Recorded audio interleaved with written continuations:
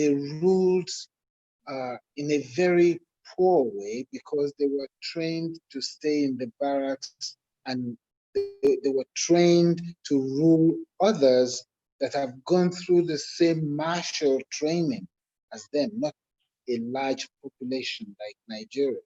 So much so that when Gawan came in, he thought we had too much money at one time.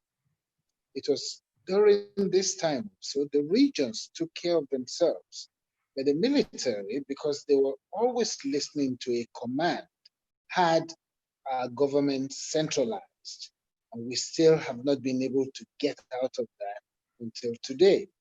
We had regions before. Each region took care of itself, took care of its needs, took care of its people, and very little trickled down to the center. Now, everything comes from the center to everywhere else. And this is where our corruption grew, where now, as opposed to a nation taking care of the national needs, you had smaller states. First, it was 9 states, and then they splintered into even more so that everybody can have a piece of the pie. And then we had another experiment with democracy with Shagari, but we have not learned anything uh, for the 12 years that the military were there. So the military came back. Um, the present president came back as a military ruler at that time. It was a very harsh time for the country. So most of the Nigerians were not used to such discipline. They wanted a change. We had a change, all right, with Babangida, but then we had so many different things introduced to us by the West because they knew our leaders did not have any idea of what they were doing to the largest Black country in the world. And it's a shame the way colonialism and slavery are just two different stripes of the same animal. Because colonialism and slavery are exactly the same. Colonialism is slavery in your country, and slavery is, colonialism outside of your country. Until we came to this level that we're in now, and I can tell you that if Obasanjo didn't come in as an ex-military, maybe our democracy would not have survived until now.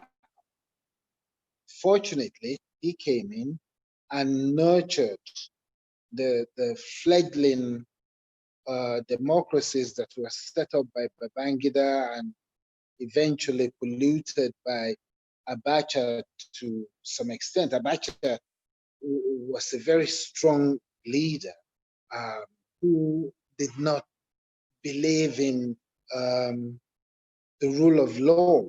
He believed in a very martial, very disciplined existence that didn't help us any, but increased um, all different types of vices within our country.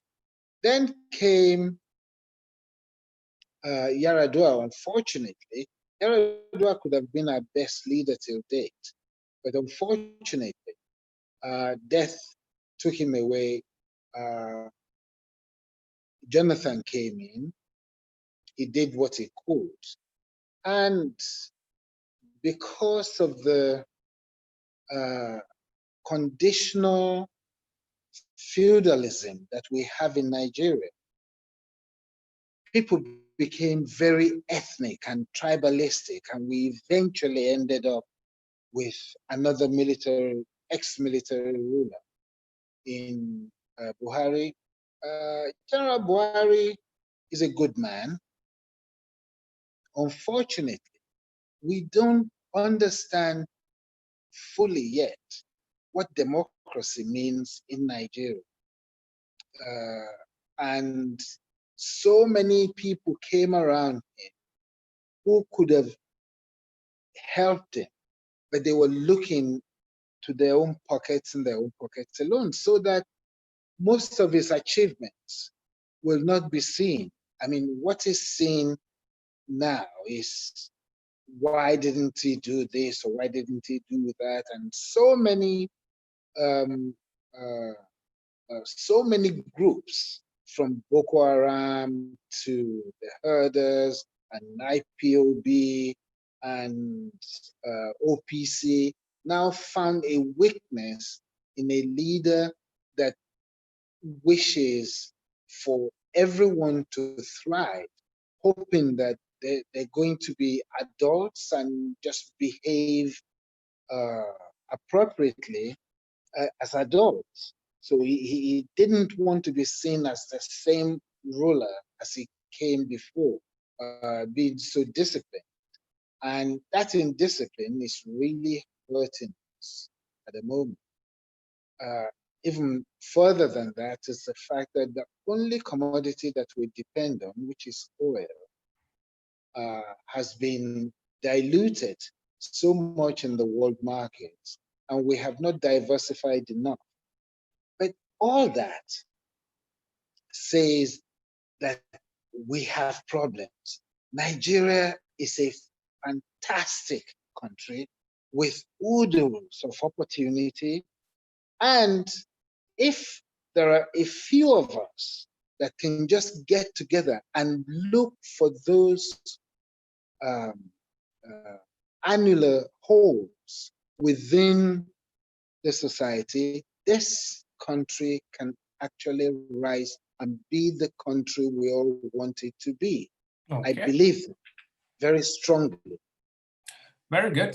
Very good introduction and beginning of your conversation with us. Now, you have taken the history from the military through to the democratic elections, back to the military, and then now again in democratic election, even though of a former military person.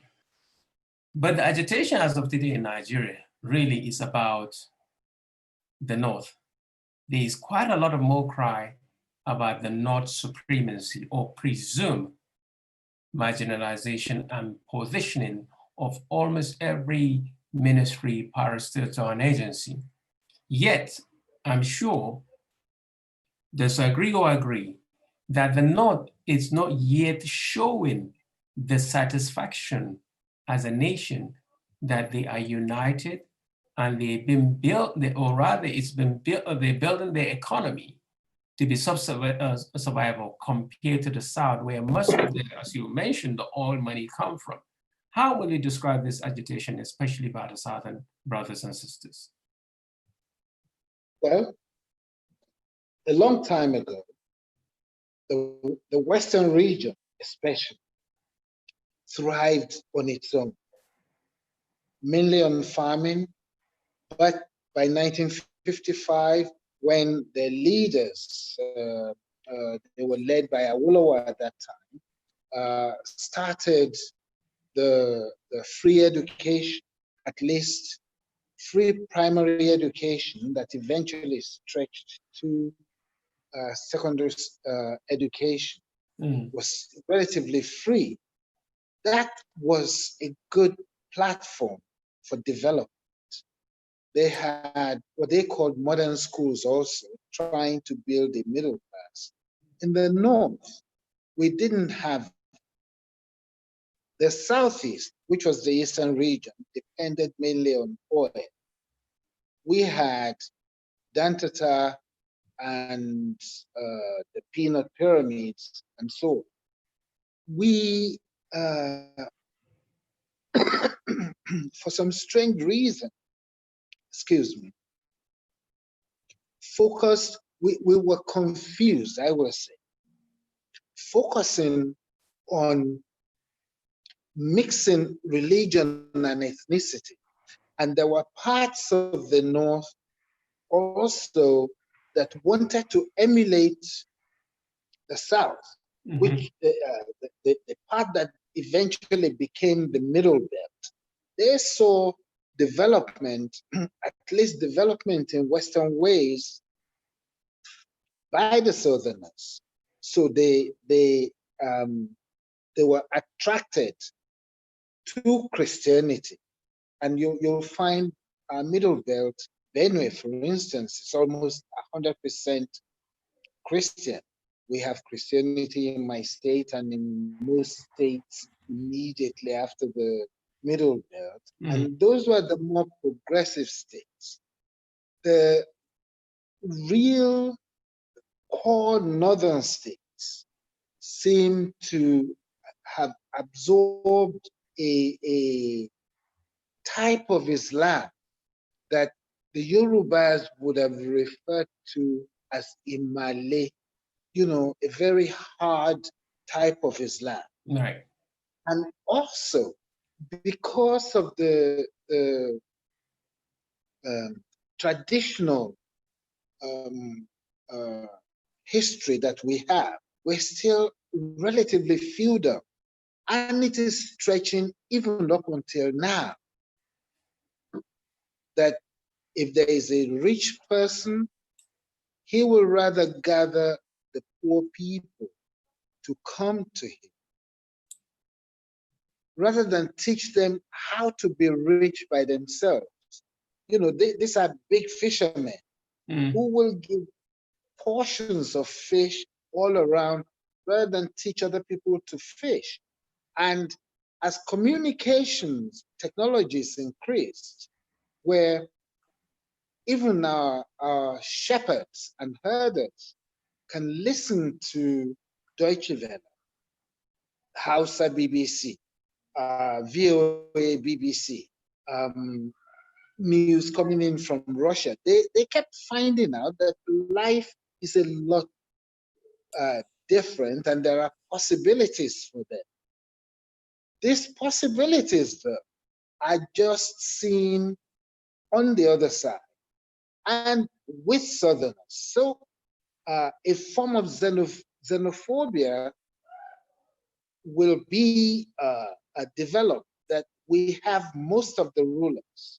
How come these other people are doing better than us?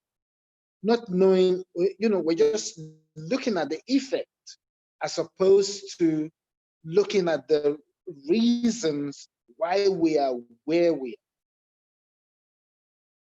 are. And El-Rufai got up recently.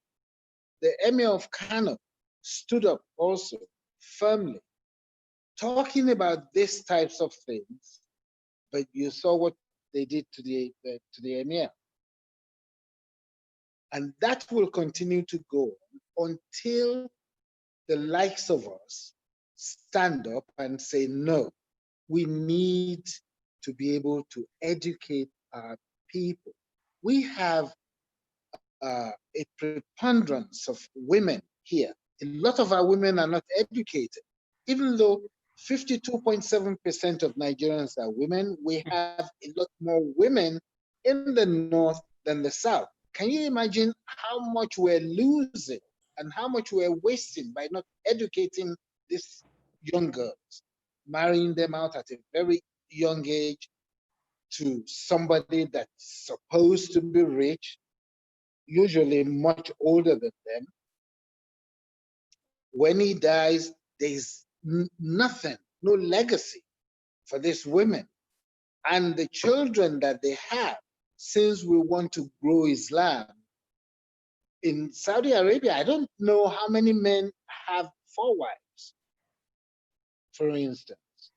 So But basically, in looking at it, you will be thinking that in the northern part of the country is a self-inflicted harm on themselves more than inflicted by Nigeria as a nation. absolutely, absolutely. Now, of Islam course, says, yeah, go on.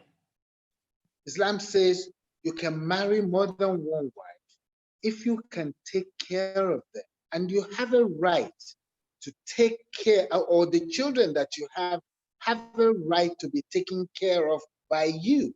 We send these young children to malams. We're supposed to pay the malams that teach them, that educate them. But in this case, that is not true. These malams send them out to look for food all day and look for whatever arms they can bring back to them. There's actually no time for Islamic studies. What can they learn when they're looking for food all day and looking for little pittance from people here and there? Will you then presume, because while you're on this issue of Malan and sending them out to go and look for food, our assumption is when you talk about Al-Majiri in the Nigerian context, people might be thinking, well, if I call somebody Al-Majiri, I'm calling him really a beggar.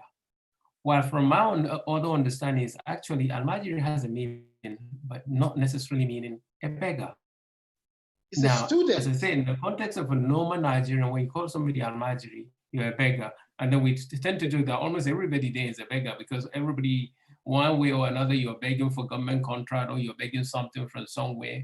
And will you then agree as well that even though they're young, they were supposed to be educated in Arabic and Islam, which means they're not uneducated if they can read Arabic. Yes. They don't have time for this because they're searching for food all day long.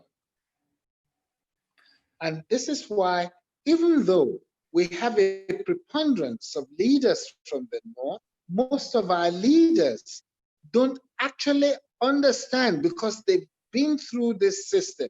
It's only people like you or me or Abdullah there with you who actually have been able to escape. Now, it is only by where the sperm dropped. We now have a right to look back and pick these children up, pick the next generation up, because we may not have a next generation to be able to rule our land. We're breeding relative slaves, and we're not slaves. We're supposed to be rulers. It's just like Nigeria is telling the rest of Africa, we're the giant of Africa, when we do very little for ourselves. Look at Rwanda. Look at South Africa with all that they've gone through. Look at Ghana. We're looking at every reason. Yeah, looking at the neighbors, Rwanda you mentioned, Ghana you mentioned, South Africa you mentioned.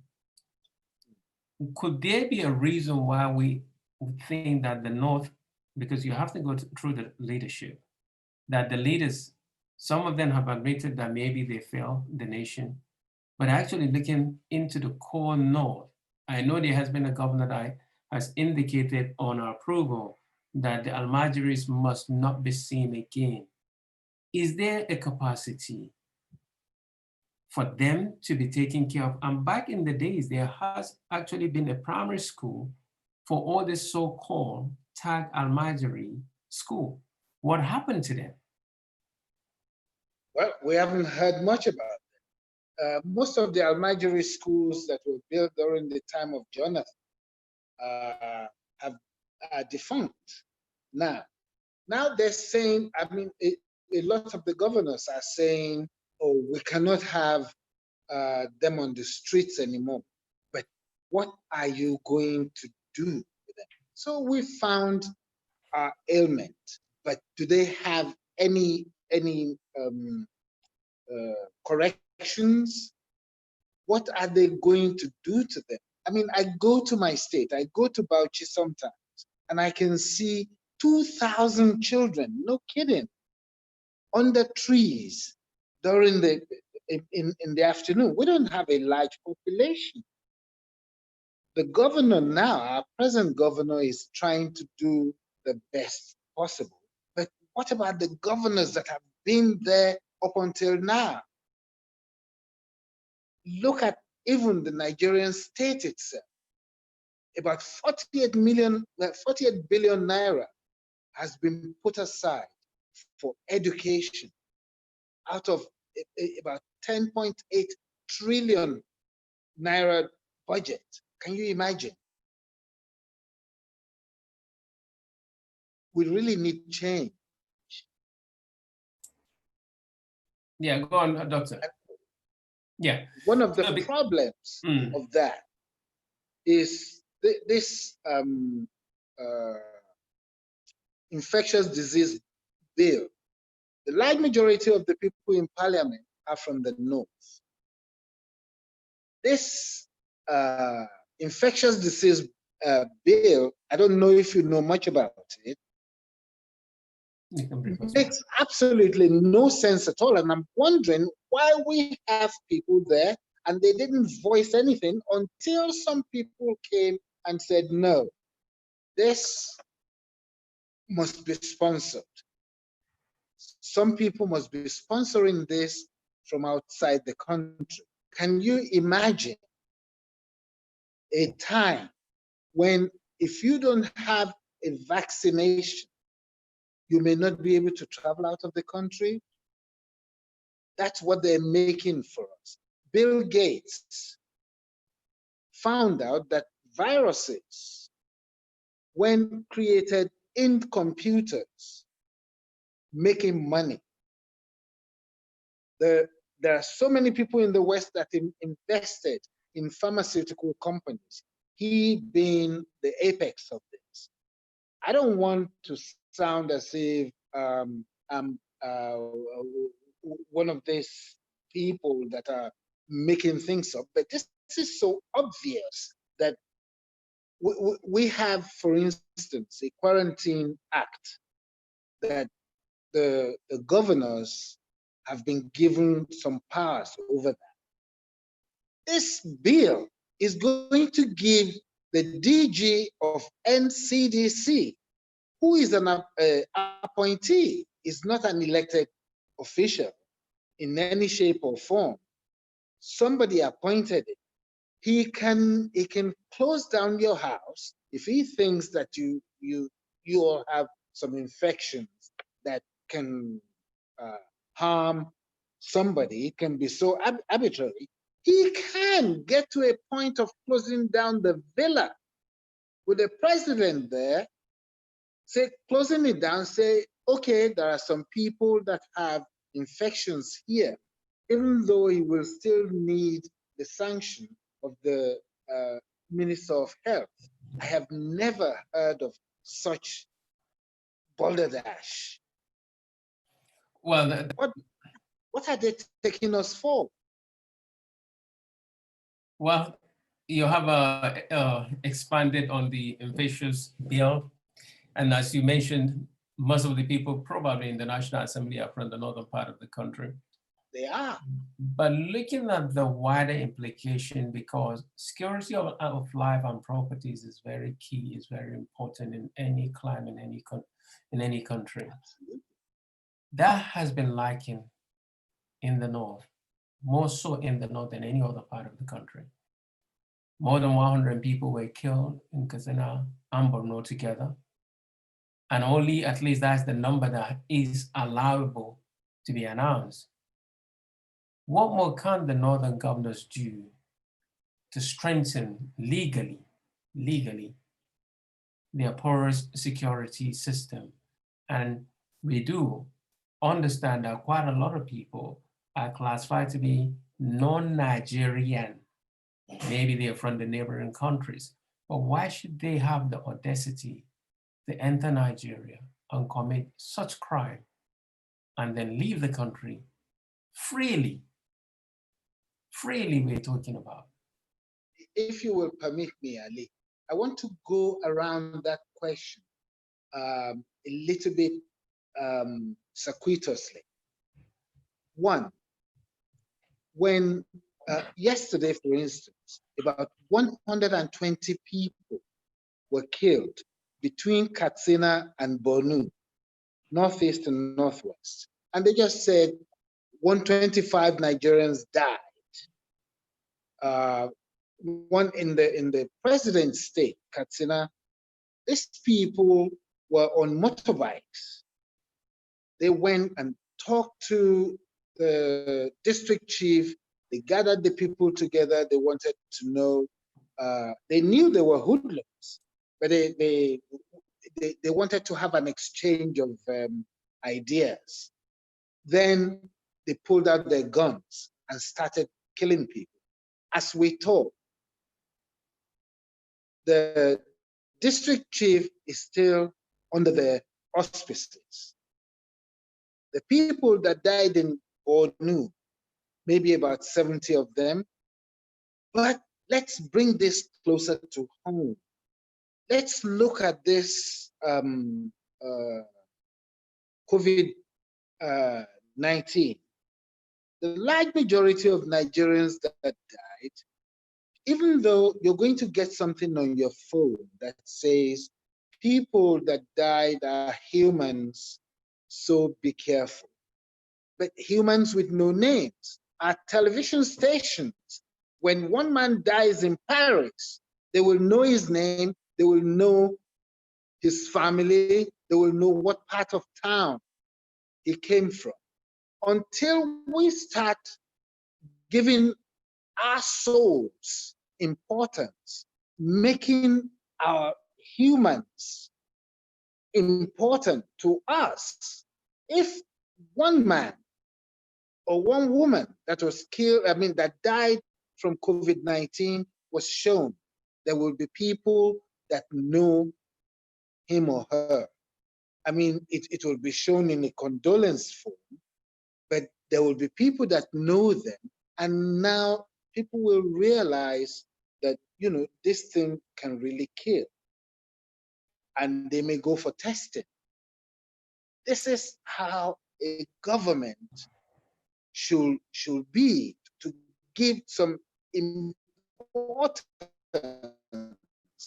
to our lives. For as long as we don't recognize, and we vote these people in, they treat us very badly, but then they will put someone out again after 2 terms, and we still vote them after 1,000. So where do we start that? You see, it's not just about violence and insulting humanity. It's about educating our people just to know what their rights are. Educating our people to know their right. Their rights. It has always been said that the right of the people are never really been allowed for them to exercise until when an election is coming. Even then, they sell their right, presumably. Exactly. Because they don't have any rights. They have absolutely no rights. They don't know what their rights are. People cannot complain. I keep going around the north, letting people know that voting card is a lot stronger than a machine gun. But they just look at me like, okay, he came from afar. Maybe one day he'll go back to wherever he came from.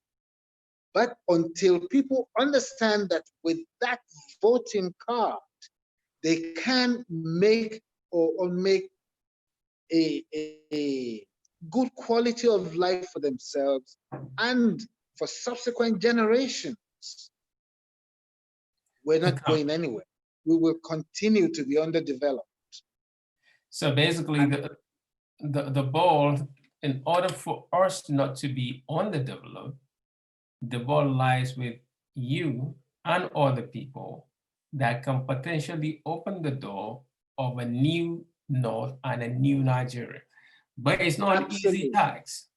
As we have few people in the setting with us, please, if there is anyone that wants to ask a question among those who are here in the Zoom, just highlight with your hand so that I can unmute you to say something. But of course, again, some of the question that has been sent is what I'm going through. Now, the South have been crying that they've been seeing people from the North. Are they really Nigerians, or are they people who look like people from the northern part of the country penetrating to the South and the Southwest in different van lorries? Would you say they're Nigerians? And if they are, why do you think they're moving to the northern part, to the southern part, or around the country? By the way, Nigeria is a free nation, remember. Absolutely. But you know, one of the things about Nigeria, and this is very sad, when ECOWAS was formed, these nations could barely survive. So Nigeria had allowed them to come into Nigeria to work for short periods of time, make enough money, go back to their countries. And this was like a trickling down. This was in the 70s, 80s, 90s. But if you look at Niger, you look at Niger Republic, you look at Chad, Northern Cameroon, even Burkina, there is a common language with all the people. That's Hausa. Since we all look basically alike, and coupled with the problem of the Sahara is encroaching constantly. If you want later, I can talk about what we can do about that, because I'm really trying to fight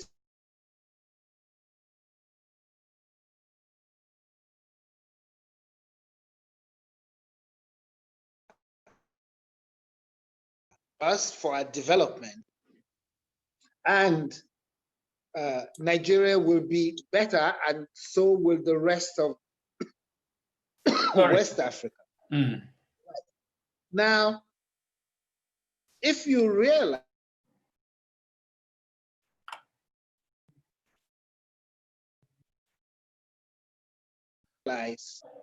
that there's always been take their weight. For an instance, Lagos consumes about 6,000 cows a day. In the east, they consume close to about 1,500 mules or donkeys per day. A lot less cattle. Now, there has never been any problems. Obviously, with the Sahara encroaching, it's taking our land about 600 meters every year for the last 25 years. So herders from other countries will be coming down. Of course, to the southern, everybody looks the same. The clothing is basically the same. The physical features are not very different. So that's creating a lot more problems for the Nigerian herder. If you go to Ebonyi today, you go to Abakaliki, there are so many parts of Abakaliki that you can go to. You will find someone maybe named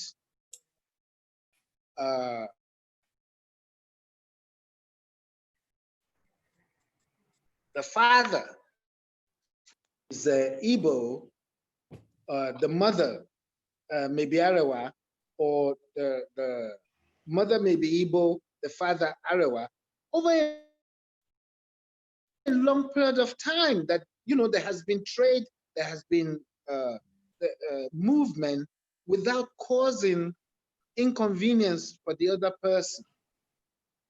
Right now, I think our best bet was what was suggested some time ago, and Governor Ganduje of Kano had promised that he has big swaths of land that he wants to donate for this Ruga development. The Ruga development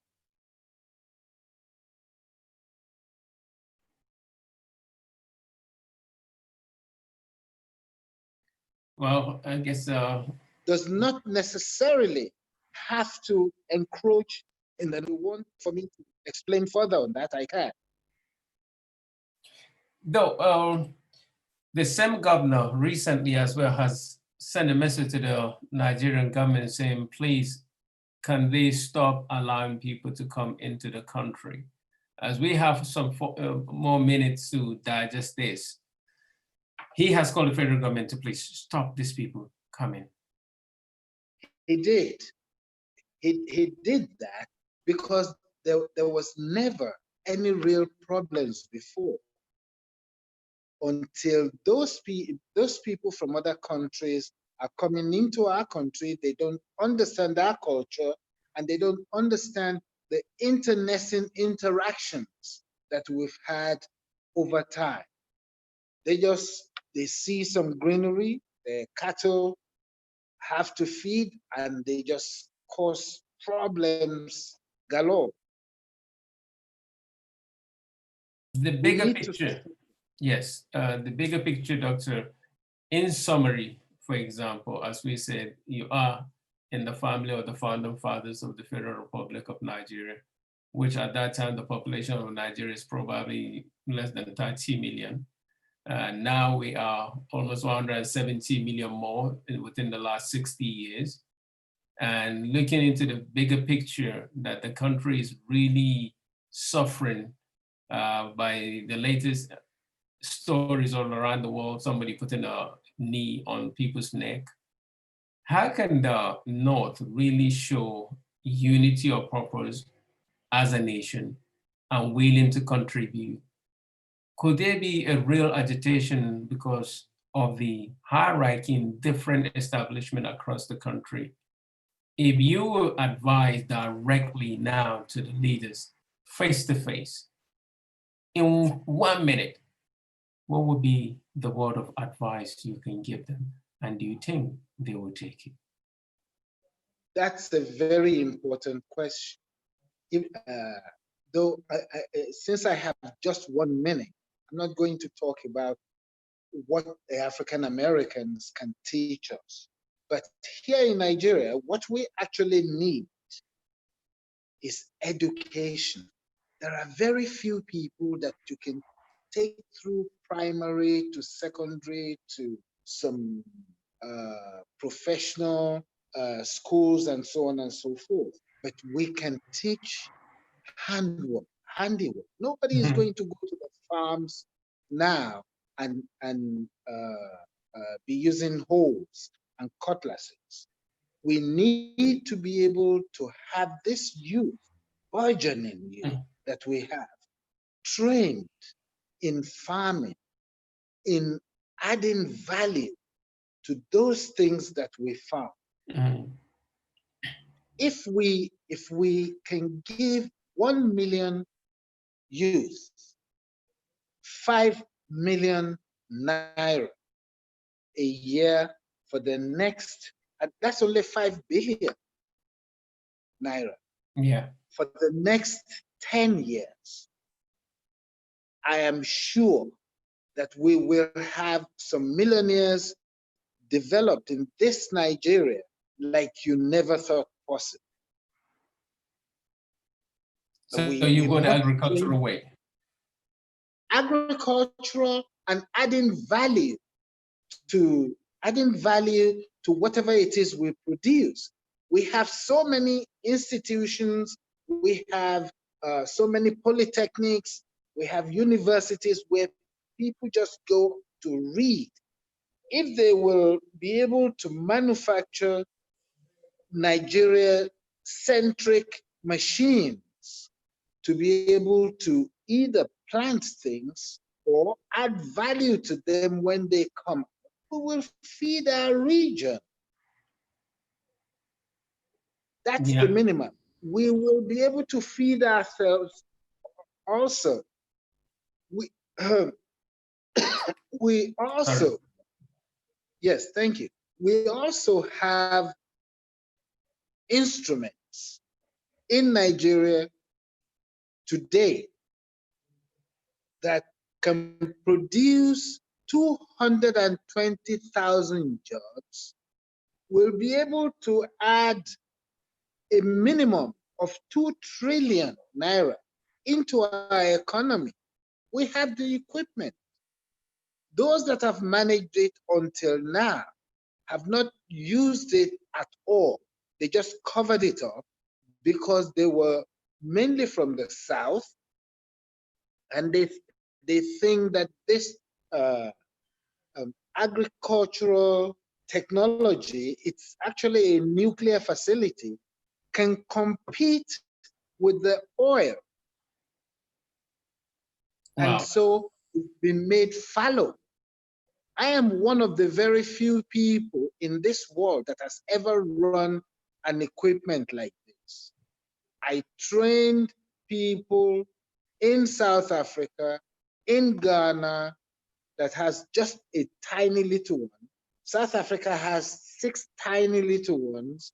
Egypt has 1, but we have a massive, that's one of the largest in the world. The one that we have in Nigeria can put together the powers of the one in Ghana, in South Africa, and Egypt, and they still will not equal it. And it can So afford. why is this product or this item not being utilized in Nigeria? Because, you know, there has been some taboos around it. First, the people that were running it had covered it up as if, you know, it is some highfalutin equipment that only very few people can know about. It's a nuclear irradiation facility. When you hear nuclear, even the best educated of us will run. But it's a very safe equipment. It is here in the heart of the North. It's in Abuja. I have written volumes on the use of it and what it can do for this nation. But no. Well, as we round up, Dr. Jali Tafawa Balewa, first and foremost, I want to say thank you very much for this interaction. You're most welcome. But then, last line from me, for example, would be, as a person who you are, yes, and the products, resourceful items that yes, you and your team and all the people that you are collaborating with were not able to convince and sell this idea to the government, how then do you think it would be easy for ordinary person who God has given talent and creativity and innovation to be able to speak to these people when they're actually millions of miles away? They see hope for Nigeria. As I said earlier, the improved communications around the world has been able to help even our herders to know what is going on in different parts of the world, to be able to have some agitation of their own. For the same reason, what we're doing now will get to a lot more people, a lot more of our people, and they will want to inquire. I mean, this particular station is geared towards an intelligentsia. They will want to ask more questions. There are no jobs in Nigeria. They know that there is a possibility of having 220,000 jobs, which is not grunt jobs. They will want to know more. They will contact you. With that, we will be able to have the mass that we need. Right now, we're just idioblasts, just a few of us here and there that are able to talk to those that we can talk to, who have no ears to listen because they think it's too complicated. All that they want is to be able to get some money in their pockets, feed some almajiris because it fulfills a pillar of the religion, and they're absorbed. Wow. To grow this country, to make it a better country, a country that will be a pride for them, their children, and their children's children. They don't want to do that. Well, I want to once again say thank you very much. Good explanation to the best of the ability and the best information that is available. We will definitely be sharing more as we begin to build on the consensus of knowing what the North think, how they share their pain within the northern part of the country, and as Nigerians as a whole. There is a compendium of needs and there are compendia of solutions. I am willing, I am able, and I'm ready whenever you need me. Thank you very much. I'm going to unmute all the other people in this, and then before then, let me quickly